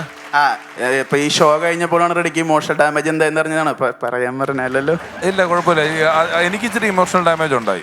ഞാൻ ജോസ്മോന്റെ നിന്ന് ഞാൻ കുറച്ചും കൂടെ ഒക്കെ വെറുതെ പ്രതീക്ഷിച്ചു. ജോസ്മോൻ ഇച്ചിരി വെള്ളം ചേർത്ത് തുടങ്ങി ഇപ്പൊ. നമ്മള് 1, 2, 3 ഒക്കെ മഴയൊക്കെ ആയോണ്ട് അത് പറഞ്ഞിട്ട് കാര്യമില്ല. പൊങ്ങി കിടക്കണം നമ്മള്. വെള്ളത്തിനടിയിലായി പോകരുത്. ആ ശൈലിയും പ്രയോഗങ്ങളും ഒക്കെ പഴയതുപോലെ തന്നെ നല്ലതാണെങ്കിലും കുറച്ചുകൂടെ തമാശ ജോസ്മോന് കുത്തി കയറ്റാവുന്നതാണ് കേട്ടോ. ഗംഭീര പ്രകടനമായിരുന്നു. ഓക്കെ. ആശു കേട്ടോ. പക്ഷെ എനിക്ക് ഭയങ്കര ഇഷ്ടമായി. പിന്നെ കുറച്ചും കൂടി വേണമെങ്കിൽ ഒന്ന് മോഡുലേറ്റ് ചെയ്യായിരുന്നു. എല്ലാം ഒരേ ഫ്ലാറ്റ് ആയിട്ട് തന്നെയാണ് പറഞ്ഞു പോയത്. അത് ഇങ്ങനെ പറഞ്ഞ് റെൻഡർ ചെയ്ത് ഇങ്ങനെ പോകുന്ന പോലെ ഒരു ശൈലി ഉണ്ടായെന്ന് മാത്രമേ ഉള്ളൂ. കുറച്ച് മോഡുലേഷൻ കൂടി കൊടുത്തിരുന്നെങ്കിൽ കുറയും. ഒരു മടിയനായിട്ടുള്ള ഒരാളുടെ ആ വീക്ക്നെസ് പിടിച്ചുകൊണ്ട് ചെയ്യുന്ന ഒരു സാധനം ഗംഭീരമായിട്ട് വന്നു എന്നാണ് എൻ്റെ അഭിപ്രായം. അതിലെല്ലാവരും കൊണ്ടുവന്നു എന്നുള്ളതാണ്. എല്ലാ സംഭവങ്ങളും കൊണ്ടുവന്നു. മണി, വീട്ടുകാര്, ലവർ എല്ലാം കൊണ്ടുവന്നു. അതിനെനിക്ക് ആ കണക്ഷൻ ഭയങ്കരമായിരുന്നു. പിന്നെന്തോ ഒരു മടിയനായിട്ടുള്ള ഒരാളായിട്ട് തന്നെയാണ് കാണിച്ചത്. അത് ആ റെൻഡറിങ്ങിലും ഉണ്ടായിരുന്നു. പക്ഷെ കുറച്ചുകൂടി ഒരു മോഡുലേഷൻ ഉണ്ടായിരുന്നെങ്കിൽ അതിഗംഭീരമാണ്. All the best. ഓക്കെ, അപ്പൊ ഇതിലും കിട്ടിലുമായ പെർഫോമൻസ് ആണ് യു വിൽ ബി ബാക്ക് അല്ലേ? യെസ്, അതെ വരും. Okay, all the best Jose. പിന്നെ കാണാം. Thank you. അശോക് ഏട്ടന്റെ കരിയറിന്റെ തുടക്കം മുതൽ സിദ്ദീഖ് ലാൽ കൂട്ടായ്മയുടെ ഒരു സൗഹൃദം ഇങ്ങനെ നിറഞ്ഞു നിൽക്കുന്നു. അവരുടെ ഒരു പിന്തുണയും ഒക്കെ കൂടെ ഉണ്ടായിരുന്നു. ആ സൗഹൃദത്തിനെ കുറിച്ച് എന്താണ് നമ്മളോട് ഷെയർ ചെയ്യാനുള്ളത്? സിദ്ദീഖ് ലാലിനെ ആദ്യം ഞാൻ കാണുന്നതും ഞാനിങ്ങനെ ഒറ്റയ്ക്ക് കോമ്പറ്റീഷനൊക്കെ പോകുമ്പോൾ വർഷങ്ങൾക്ക് മുമ്പ്, അന്ന് പരേഡൊന്നുമില്ല, മിക്സ് പരേഡൊന്നുമില്ല. അപ്പോൾ സിദ്ദിഖ് ലാല് പ്രോഗ്രാം ചെയ്യുന്നത് ഞാൻ കണ്ടിട്ടുണ്ട്. ഞാൻ കോമ്പറ്റീഷൻ പോകുമ്പോഴും അവരുടെ പ്രോഗ്രാം ഉണ്ടാവും. അപ്പോഴെനിക്ക് ഭയങ്കര ഇഷ്ടമാണ് അവരെ. കാരണം അവർ അവതരിപ്പിക്കുന്ന സ്കിറ്റ് ഓരോ സംഭവങ്ങളും ഭയങ്കര അളവും ഭയങ്കര നീറ്റുമായിരുന്നു. ആ ഒരു അവതരണ ശൈലിയും ഭയങ്കര ഗംഭീരമായിരുന്നു. പിന്നെ ഇവർ തമ്മിലുള്ള പ്രോഗ്രാം ഞങ്ങൾ യന്ത്രമനുഷ്യനൊക്കെ അന്നും അവരിങ്ങനെ ചെയ്യുമായിരുന്നു. അതിനുശേഷമാണ് ഞാൻ കലാഭവന്റെ ഗാനമേളയുടെ ഇന്റർവെല്ലിൽ വരുന്നത്. അതിനുമുമ്പ് ഇവരുടെ പരേഡ് കണ്ടിട്ടുണ്ട്. പരേഡ് തുടങ്ങിയ വർഷമൊക്കെ കൊതിയായിട്ടുണ്ട് അവരുടെ കൂടെ ഒന്ന് ഒരു പ്രോഗ്രാം ചെയ്യാൻ പറ്റിയിരുന്നെങ്കിൽ എന്നുള്ള ഒരു കൊതി ഉണ്ടായിരുന്നു. ശേഷമാണ് ഞാൻ കലാഭവനിൽ വരുന്നത്. കലാഭവനിൽ വന്നതിന് ശേഷവും ഇവരെ കാണുന്ന ഒരു അത്ഭുതത്തോട് തന്നെ കാണാം. പിന്നീട് ഇവരായിട്ട് പരിചയപ്പെട്ടതിന് ശേഷം ഇവരായിട്ട് ഭയങ്കര സൗഹൃദമായി. പിന്നെ ഈ പുല്ലേപ്പടി എന്ന് പറയുന്ന ഒരു സ്ഥലമാണ് ഞങ്ങളുടെ ക്യാമ്പ്. അവിടെ സ്റ്റേഡിയത്തിൽ പോയിരിക്കും. സ്റ്റേഡിയത്തിൽ പോയിരിക്കുന്ന തമാശകൾ പറയും, സംസാരിക്കും. അത് കഴിഞ്ഞ് തിരിച്ചു പോയിട്ട് രാത്രിയാകുമ്പോൾ അവിടുത്തെ ഒരു ഹോട്ടലിൽ നിന്ന് ഒരു ചായയും കുടിച്ച് അവിടെ നിന്ന് പിരിയും. ഇങ്ങനെ കുറേ വർഷങ്ങളോളം. അതിനുശേഷമാണ് കലാഭവൻ വിട്ടിട്ട് അപ്പോഴും ഇവർ സബ്ജക്റ്റുകൾ പറയും. അന്നേ ചെറിയ ചെറിയ സബ്ജക്റ്റുകൾ എഴുതുമായിരുന്നു. അന്ന് പറഞ്ഞ സബ്ജക്റ്റുകളൊക്കെ ഇപ്പോഴും എൻ്റെ മനസ്സിലുണ്ട്. അതിനുശേഷം ഞങ്ങൾ അവിടെ നിന്ന് കലാഭവൻ മാറി ഹരിശ്രീയിൽ തുടങ്ങി. ആ വർഷം കുറേ പ്രോഗ്രാം ചെയ്തു. അപ്പം എന്തെങ്കിലും ഒരു തമാശ പറഞ്ഞ ലാലൊരു തമാശ പറഞ്ഞ സിദ്ദിഖിന്റെ കൗണ്ടർ പറയും. സിദ്ദിഖ് ഒരു തമാശ എൻ്റെ കൗണ്ടർ. ഈ കൗണ്ടറെല്ലാം ഭയങ്കര ഡീസന്റ് കൗണ്ടറുകളായിരുന്നു. ഇവരുണ്ടാക്കുന്ന ഐറ്റംസും എല്ലാം നല്ല ഗംഭീര സംഭവങ്ങളാണ്. അങ്ങനെ ഒരു സ്റ്റേജ് ചെയ്യാൻ നേരത്തെ അതിന്റെ ഡിസിപ്ലിനും എങ്ങനെയാണ് ഒരു പ്രോഗ്രാം അവതരിപ്പിക്കേണ്ടതെന്നൊക്കെ ഇവരിൽ നിന്ന് കുറേ പാഠങ്ങൾ എനിക്ക് കിട്ടിയിട്ടുണ്ട്. പിന്നീട് ഇവര് ഹരിശ്രീയിൽ നിന്നാണ് ഫാസിൽ സാറിന്റെ അസിസ്റ്റന്റ് ഡയറക്ടറായിട്ട് പോകുന്നതും. അതിനുശേഷം പോകുമ്പോൾ തന്നെ എനിക്ക് ഇപ്പോഴും ഓർമ്മയുണ്ട്. ഞാൻ ഹരിശ്രീയിലേക്ക് കയറുന്ന ആ സ്റ്റെപ്പ് ഇങ്ങനെ കയറി ഓഫീസിൻ്റെ അകത്ത് ഇങ്ങനെ കയറുന്ന സ്റ്റെപ്പ് കയറി നിൽക്കുമ്പോൾ ഇവര് താഴെ ഇങ്ങനെ നിന്നിട്ട് എനിക്ക് ഇങ്ങനെ മുകളിലേക്ക് ഇങ്ങനെ കൈ തന്നിട്ട് പടിയിൽ നിൽക്കുമ്പോൾ എന്നിട്ട് ഞങ്ങള് പോവുകയാണ് പാച്ചിക്കട പടത്ത്. പാച്ചിക്കാന്നാ അവര് വിളിക്കണ ഫാസിൽ സാറിന്. ഞങ്ങൾ പോവുകയാണ് വിത്തിൻ 5 years അതിനുള്ളൊരു പടം ഡയറക്റ്റ് ചെയ്തില്ലെങ്കിൽ മാറ്റഡോർ ടെമ്പോയിൽ ഞങ്ങളുടെ സീറ്റ് ഉണ്ടാവണം എന്ന് പറഞ്ഞാണ് അവർ പോകുന്നത്. 5 വർഷത്തിനുള്ളിൽ ഒരു പടം ചെയ്തു. റാംജി റാവു സ്പീക്കിംഗ് തന്നെ ഗംഭീരമായിട്ടുള്ള പടം. അപ്പം ഇപ്പൊ പെട്ടെന്നൊരു ക്വസ്റ്റ്യൻ, അതായത് നിങ്ങളെല്ലാവരും അശോകന്റെ ഇഷ്ടംപോലെ സിനിമകൾ കണ്ടിട്ടുണ്ട്. ഇഷ്ടംപോലെ 100 ദിവസം തിയേറ്ററുകളിൽ നിറഞ്ഞോടിയ സിനിമകളുടെ നിറ സാന്നിധ്യമാണ്. എല്ലാവർക്കും അശോകന്റെ ഒരു മുഖവും മനസ്സിലുണ്ട്. അശോകൻ ചേട്ടൻ വളരെ കുറച്ച് സിനിമകളിലാണ് താടി വെക്കാതെ അഭിനയിച്ചിട്ടുള്ളൂ, ഷേവ് ചെയ്ത് അഭിനയിച്ചിട്ടുള്ളൂ. അതിലേതെങ്കിലും ഒരു പടത്തിന്റെ പേര് പറഞ്ഞാൽ മതി, 100 രൂപ വരും. ഡയാനയ്ക്കും പങ്കെടുക്കാം. 100 രൂപ സമ്മാനം. 100 രൂപ? 100 രൂപ. പിന്നെ ഇത് പറയണേന് പിന്നെ കിട്ടും. അത് കിട്ടില്ല, നീ പറയൂലെന്ന് എനിക്കറിയാം. ഇതിപ്പോ ഞാൻ 1 ലക്ഷം പറഞ്ഞാലും ഒരു ചുക്കും സംഭവിക്കാൻ പോകുന്നില്ല. നീ പറയില്ല, എനിക്കറിയാം. ആരാ പറഞ്ഞു കൊടുക്കുന്നേ? എന്നിട്ടാണ് പറഞ്ഞ എന്റെ കുറെ സിനിമകൾ കണ്ടിട്ടുണ്ട്. എല്ലാം കുറെ സിനിമ. ഇവര് അങ്ങനെ ബുദ്ധിപരമായിട്ട് സിനിമ കാണുന്നവരല്ല. അശോകയുടെ നായകനായിട്ടൊരു പടത്തില് അതുണ്ട്, ജ്യോതിർമയ ചേച്ചിയുടെ കൂടെ ആകാശം എന്നാണെന്ന് തോന്നുന്നു സിനിമ. ആകാശം അതില് പഠിക്കുന്നുണ്ട് ഇടക്ക്. ക്ലൈമാക്സിനോട് ആകാശമുണ്ട്. അതുപോലെ വളരെ നല്ല വേഷമാണ്. മറ്റേ ജയൻ അഭിനയിച്ച ഒരു പന്നി വളർത്തു കേന്ദ്രത്തില് പിഗ്മാൻ എന്ന് പറയുന്ന പടത്തില് ഗംഭീര വേഷമാണ്. അതൊക്കെ അവിടെ നിൽക്കട്ടെ, ചോദിച്ചതിന് ഉത്തരം പറ. ശരി, തോറ്റു. എല്ലാരും തോറ്റ സ്ഥിതിക്ക് ഞാൻ ഇപ്പൊ ഇതിന്റെ ഉത്തരം പറയുന്നില്ല. ഇത് കണ്ടോണ്ടിരിക്കുന്ന പ്രേക്ഷകനും അങ്ങ് തീരുമാനിക്കട്ടെ, കണ്ടുപിടിക്കട്ടെ, ഒരു അന്വേഷണം ഉണ്ടാവട്ടെ. ആയിക്കോട്ടെ. എന്നാ ശരി, ഞാൻ പറഞ്ഞുതരാം. നാടൻ പെണ്ണും നാട്ടുപ്രമാണിയും. ശരിയാ. സത്യം ശിവൻ സുന്ദരം എന്ന പടത്തില് ഞാനൊരു ഫ്രഞ്ച് താടി വെച്ചു. അപ്പൊ അത് റാഫി മക്കാട്ടി പറഞ്ഞു ചേഞ്ച് എന്തെങ്കിലും വേണം നമുക്ക് രൂപത്തില്. അപ്പൊ അതിന് ഫ്രഞ്ച് താടി വെക്കണം എന്ന് പറഞ്ഞപ്പോ അങ്ങനെ പഠിച്ചു. അത് കഴിഞ്ഞിട്ടാണ് നാടൻ പെണ്ണും നാട്ടുപ്രമാണിക്കും വേണ്ടി ഞാൻ പോകുന്നത്. രാജസേനൻ സാറാണ് എന്റെ ഡയറക്ടർ. പുള്ളി എന്നെ കണ്ടപ്പോ തന്നെ അത് പറഞ്ഞ് താടി എടുത്തു. കാരണം നാടൻ പെണ്ണ് കഴിഞ്ഞിട്ട് അല്ല സോറി അതിന് വേണ്ടിയിട്ട് ഫുൾഗാൻ താടി എടുത്തു. അവിടെ ചെന്ന് താടി ഇല്ലാതെ മീശൊന്നും ഒരുപാട് ഞാൻ കൂട്ടി വളർത്തി. എനിക്കറിയാം കുഴപ്പമാവുന്നത്. അവിടെ ചെന്ന് കഴിഞ്ഞപ്പോൾ സാറിന്റെ കോൺസെപ്റ്റിൽ ശരിക്ക് താടിയുള്ള ഒരു അശോകനാണ്. അവിടെ ചെന്ന് കണ്ടപ്പോൾ താടി എന്ത് ചെയ്യുന്നു വെച്ച് ഷോട്ട് എടുത്തോണ്ടിരിക്കുകയാണ്. വേറെ താടി ഞാൻ പഠിച്ചു, മറ്റേ പടത്തിൽ വേണ്ടി പഠിച്ചാണ്. അയ്യോ ശരിയാവില്ല, പിന്നെ അങ്ങനെ താടി ഒട്ടിക്കേണ്ടി വരും. താടി ഒട്ടിച്ചാൽ ബോറായിരിക്കും.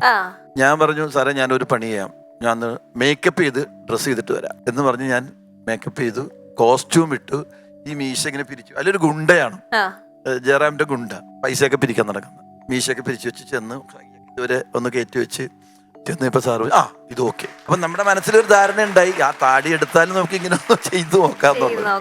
മലയാള സിനിമയിൽ ഇപ്പൊ വെട്ടിത്തിളങ്ങി നിൽക്കുന്ന നായക നടന്മാരിൽ ഒരാളാണ് അർജുൻ അശോകൻ. അദ്ദേഹത്തിന്റെ ഇപ്പൊ സജീവമായിട്ട് വളരെ തിരക്കുള്ള നടനാണ്. ഈ അടുത്ത കാലത്തുള്ള അദ്ദേഹത്തിന്റെ ചിത്രങ്ങളെല്ലാം തന്നെ ഹിറ്റുകളായിരുന്നു. അപ്പോ മകനെ കുറിച്ച് എന്താണ് പറയാനുള്ളത്? അദ്ദേഹത്തിലെ അഭിനയം എന്നുള്ള കാര്യം കുഞ്ഞിലെ മുതലേ ഇഷ്ടപ്പെടുന്ന ഒരാളായിരുന്നോ? അവൻ പഠിക്കുമ്പോഴേ സ്കൂളിൽ അവൻ പഠിക്കുന്ന സമയത്തൊക്കെ ഇങ്ങനെ കുറച്ച് മോണോ ആക്ടിങ് കാര്യങ്ങളൊക്കെ സ്കൂളിലുണ്ടായിരുന്നു. ഡാൻസ് ചെയ്യുമായിരുന്നു അവിടെ. അങ്ങനെയാണ് അവന്റെ സംഭവങ്ങൾ. പിന്നെ കലാപരമായിട്ട് അങ്ങനെ വലിയ ഇൻട്രസ്റ്റ് ഒന്നും അല്ലായിരുന്നു അവന്. ആദ്യം ചെയ്തത് വേറൊരു പടമാണ്. അത് ചെയ്തതിന് ശേഷം നാദൃശൊക്കെ പറഞ്ഞിട്ട് അവരെ ചെയ്യുന്ന ഒരു പടത്തിൽ ഒരു വേഷം ചെയ്തു. അപ്പോഴും അത് രണ്ടും അത് കയറി വേണ്ട വിധത്തിൽ അത് ഹിറ്റായില്ല. പിന്നെ അവൻ പറഞ്ഞു ഇനി വേണ്ട, ഇനി ചെയ്യണ്ട എന്ന് പറഞ്ഞോ? അവൻ പറഞ്ഞു ഇനി വേണ്ട അച്ഛന്ന് തന്നെ, എനിക്ക് പോണം ഇംഗ്ലണ്ടിൽ പോകണം, പഠിക്കണം എന്ന് പറഞ്ഞ് അങ്ങനെ എല്ലാ പരിപാടികളും ഞങ്ങൾ പേപ്പേഴ്സ് വർക്കെല്ലാം നടത്തി. അവിടെ ഉള്ള ആൾക്കാരും ഫ്രണ്ട്സിനെ വിളിച്ചു, മോൻ അങ്ങോട്ട് വരുന്നുണ്ട്, എല്ലാം റെഡിയായി. ഇനി അവൻ ഒരു മാസം കഴിഞ്ഞാൽ പോകും. അപ്പോഴാണ് അവന് ഈ ആം സിക്നസ് കൂടിയത്. അവൻ വന്നിട്ട് പറഞ്ഞു അച്ഛോ എനിക്ക് അമ്മയുടെ ആദ്യം പറഞ്ഞു വൈഫിനോട് എനിക്ക് പോകണ്ട, കാരണം നിങ്ങൾ രണ്ടുപേരും കാണാതിരുന്ന ഭയങ്കര വിഷമാവും എനിക്കെന്ന് പറഞ്ഞിട്ട് ആൾ അങ്ങനെ ഒരാളാ. ഇപ്പൊ ഷൂട്ടിങ്ങിന് പോയാലും ശരി ഇടയ്ക്ക് വിളിച്ചോണ്ടിരിക്കും, ഇടയ്ക്കിടയ്ക്ക് ഇങ്ങനെ വിളിച്ചോണ്ടിരിക്കും. ഞാനും വിളിക്കണം, അമ്മയും വിളിക്കണം, അങ്ങനെ വൈഫും വിളിക്കണം. അങ്ങനെ പറഞ്ഞിട്ട് അത് വേണ്ടെന്ന് വെച്ചു. അത് വേണ്ടാന്ന് വെച്ചല്ല അവൻ പറഞ്ഞ്, ഞാൻ അതിന് പോകുന്നതിന് ആ പൈസ, അതിന് മുടക്കുന്ന പൈസ എനിക്ക് ഞാനൊരു ബിസിനസ് ചെയ്യാന്ന് പറഞ്ഞു. എന്ത് ബിസിനസ് ചെയ്യാനാണ്? എന്തെങ്കിലും ഒരു ബിസിനസ് ചെയ്യാന്ന് പറഞ്ഞിട്ട് അവൻ അതിലേക്ക് തിരിഞ്ഞു. അവനിപ്പോ ഒരു കാർ ബാത്ത് എന്ന് പറഞ്ഞ കാർ സർവീസ് ചെയ്യുന്ന സ്ഥാപനമുണ്ട്. അവനും വേറെ രണ്ടുപേര് പാർട്ട്ണറായിട്ട്. പിന്നെ ഒരു പൊറോട്ട ചപ്പാത്തി കമ്പനി ഉണ്ട്. അങ്ങനെ അത് രണ്ടും നല്ല ഗംഭീരമായിട്ട് പോകുന്നുണ്ട്. അപ്പൊ ആ പഠിക്കാൻ കൊടുത്ത കാശ് കൊണ്ട് അവൻ അത് ചെയ്യാന്ന് പറഞ്ഞു. പക്ഷെ അവന്റെ തീരുമാനം നന്നായിരുന്നു. പിന്നെ ഇപ്പൊ സിനിമകൾ ഇങ്ങനെ സജീവമായിട്ട് പോകുന്നുണ്ട് പലരും. അതിപ്പോ ഞാൻ സിനിമ കാണുമ്പോഴും എനിക്ക് ഭയങ്കര സന്തോഷമുണ്ട്. എന്നാലും എന്നോട് ചോദിക്കും എങ്ങനെയുണ്ട് അച്ഛേ എന്ന് ചോദിക്കും. അപ്പൊ ഞാൻ പറയും നന്നായിട്ടുണ്ട്. കാരണം നമ്മൾ അതിന്റെ കുറച്ച് കാര്യങ്ങളൊക്കെ നമ്മുടെ അറിവ് വെച്ച് നമ്മൾ പറയും.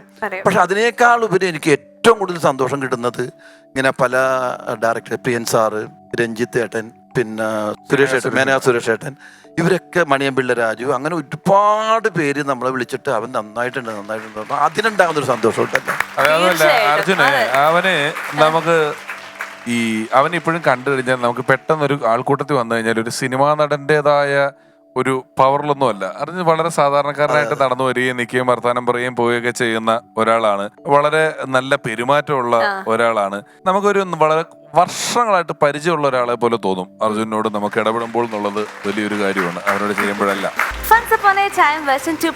അടുത്തതായി ദി എക്സലൻസ് അവാർഡ് സെഗ്മെന്റ് ആണ്. ഈ സെഗ്മെന്റിൽ നമ്മുടെ അതിഥിയെ എത്തിയിരിക്കുന്നത് നമുക്കേറെ പ്രിയങ്കരനായ ഒരു കലാകാരനാണ്. അദ്ദേഹം ഒരു അവതാരകനായി ടെലിവിഷൻ ഇൻഡസ്ട്രിയിലേക്ക് വന്നു. ഹിറ്റ് ഷോകൾ പ്രൈം ടൈം സമയത്ത് തന്നെ ചെയ്തു. പിന്നീട് 90കളുടെ അവസാനത്തും 2000ന്റെ തുടക്കത്തിൽ ഇദ്ദേഹം നമുക്ക് ഏറെ പ്രിയങ്കരനായിരുന്നു. അദ്ദേഹത്തിന്റെ ഷോ വരാനും കാണുവാനൊക്കെ നമ്മളിങ്ങനെ കാത്തിരുന്നു. അതിനുശേഷം അഭിനയ രംഗത്തേക്ക് വന്നു. നായകനായും സ്വഭാവ നടനായും ഒക്കെ നല്ല നല്ല വേഷങ്ങൾ ചെയ്തു. ഇപ്പോഴും നമുക്ക് ഏറെ പ്രിയങ്കരനായ ശ്രീ കൂട്ടിക്കൽ ജയചന്ദ്രനാണ് നമ്മുടെ ഇന്നത്തെ അതിഥി. അദ്ദേഹത്തെ ഏറെ സന്തോഷത്തോടെ നമുക്ക് സ്വാഗതം ചെയ്യാം.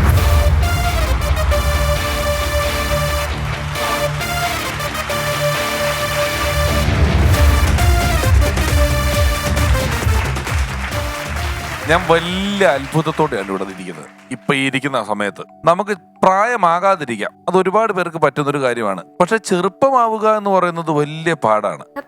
നമ്മൾ ടി വിയിൽ കണ്ടുകൊണ്ടിരുന്ന കാലഘട്ടത്തിൽ നിന്നും വീണ്ടും 10 വയസ്സ് പുറകിലേക്ക് പോയിട്ട് പ്രീ ഡിഗ്രിക്ക് പഠിക്കുന്ന നമ്മൾ ഇന്നിവിടെ ആദരിക്കുന്നത് പ്രീ ഡിഗ്രിക്ക് പഠിക്കുന്ന കുട്ടിക കേന്ദ്രനെയാണ്. മറ്റേ കുട്ടിക കേന്ദ്രം വേറെ.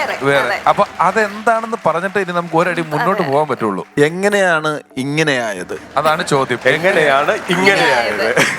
സത്യം പറഞ്ഞാല് ഞാൻ പുകഴ്ത്തി പറയാന്ന് കരുതരുത്, നിങ്ങളൊക്കെ തന്നെയാണ്. അയ്യോ അങ്ങനെ സത്യമായി. ഗോൾ ഈ പോസ്റ്റിലേക്ക് വരാൻ അല്ല, അതിനകത്ത് സമ്മതിക്കത്തില്ല. അല്ല, ഞാനത് തമാശയായിട്ട് പറഞ്ഞല്ല, സത്യമായിട്ട് സത്യസന്ധമായിട്ട് പറയാം. കാര്യം എന്താണെന്ന് ചോദിച്ചാൽ പഴയ കാലത്ത് വളരെ കുറവായിരുന്നു അത്. സിനിമാ ഫീൽഡിൽ ഈ ഒരു ശരീരം ശ്രദ്ധിക്കുക എന്നുള്ളതൊക്കെ പണ്ടത്തെ ഒരു കാലത്ത് അങ്ങനെയില്ല. ഇന്ന് നിങ്ങളൊക്കെ തന്നെയാണ് അതിന് പ്രധാന കാരണം എന്ന് പറഞ്ഞു കഴിഞ്ഞാൽ നമ്മുടെ പ്രിയപ്പെട്ട മമ്മൂക്ക തന്നെ, പറയാതിരിക്കാൻ പറ്റില്ല. കാര്യം അത് നമുക്ക് എന്തായാലും അത് ഉൾക്കൊള്ളാൻ നമുക്ക് പറ്റണം. കാര്യം അദ്ദേഹത്തിന്റെ ആ മനോഭാവമാണ് അത്, അല്ലാതെ അതിന്റെ പിന്നിൽ എക്സർസൈസോ ഒന്നുമല്ല. ആ മനോഭാവം ഞാൻ സത്യമായിട്ട് പറയാണ്. ഞാൻ പിന്നെ ഫേസ്ബുക്കിൽ കാണാറില്ല അശോകേട്ടന്റെ ജിമ്മിലടിയും ഇതൊക്കെ കാണുമ്പോൾ നമുക്ക് അപ്പൊ ഞാൻ ഓർക്കുന്ന പിന്നെ നമുക്കെന്താ, നമ്മളും ശ്രദ്ധിച്ചേക്കാം. അതാണ് സത്യം. ന്യൂസ് ചാനലുകളും മറ്റ് ചാനലുകളും എല്ലാം കൂടെ കൂട്ടി ഏകദേശം 35-ൽ കൂടുതൽ മലയാളം ചാനലുകളുണ്ട്. ഒരു കയ്യിലെ വിരല് മടക്കിയാൽ തീരാവുന്ന അത്ര എണ്ണം മാത്രം ഉണ്ടായിരുന്ന ഒരു സമയം. ഇന്റർനെറ്റ് ഇല്ല, ഫേസ്ബുക്ക് ഇല്ല, വാട്സപ്പ് ഇല്ല, യൂട്യൂബ് ഇല്ല, ഒന്നും ഇല്ലാത്തൊരു സമയം. ഈ ഉള്ള ചാനലുകൾ തമ്മിൽ കിടമത്സരങ്ങളാണ്. ഏകദേശം ഒരു 2-2.5 വർഷം വേറെ ഇവിടുത്തെ വൻകിട ചാനലുകളെല്ലാം പിടിച്ചു കെട്ടാൻ നോക്കിയിട്ട് കെട്ടാൻ പറ്റാതെ ഓടിക്കൊണ്ടിരുന്ന ഒരു കുതിരയാണ് കുട്ടികൾ ജയചന്ദ്രൻ എന്ന് പറയുന്ന അവതാരകൻ. കാരണം ആ സമയത്ത് എനിക്ക് ഓർമ്മയുണ്ട്, ഇന്ന് നമ്മുടെ രാത്രികളിൽ ഉറങ്ങാൻ കിടക്കുന്നതിന് മുമ്പ് പലപ്പോഴും അതാത് ദിവസങ്ങളിൽ നടന്ന കൊലപാതകങ്ങൾ, ക്രൈമുകൾ, ഇതിനെപ്പറ്റിയൊക്കെ ഉള്ള ഒരുപാട് പരിപാടികളാണ് രാത്രി വരുന്നതെങ്കിൽ ഒരു സംസ്ഥാനം മുഴുവൻ ഒരു അരമണിക്കൂർ സന്തോഷത്തോടു കൂടി ചിരിച്ച് കിടന്നുറങ്ങുന്നതിന് പിന്നിൽ കൂട്ടുകേന്ദ്രൻ എന്ന ആളാണ്.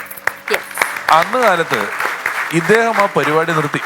ഇദ്ദേഹം എന്റെ അറിവാണ്, ഇദ്ദേഹം അവതരണം നിർത്തിയ ശേഷവും പഴയ എപ്പിസോഡുകൾ ഇവർ റീടെലികാസ്റ്റ് ചെയ്യുമായിരുന്നു, സീനുകൾ മാത്രം മാറ്റി വെച്ചിട്ട്.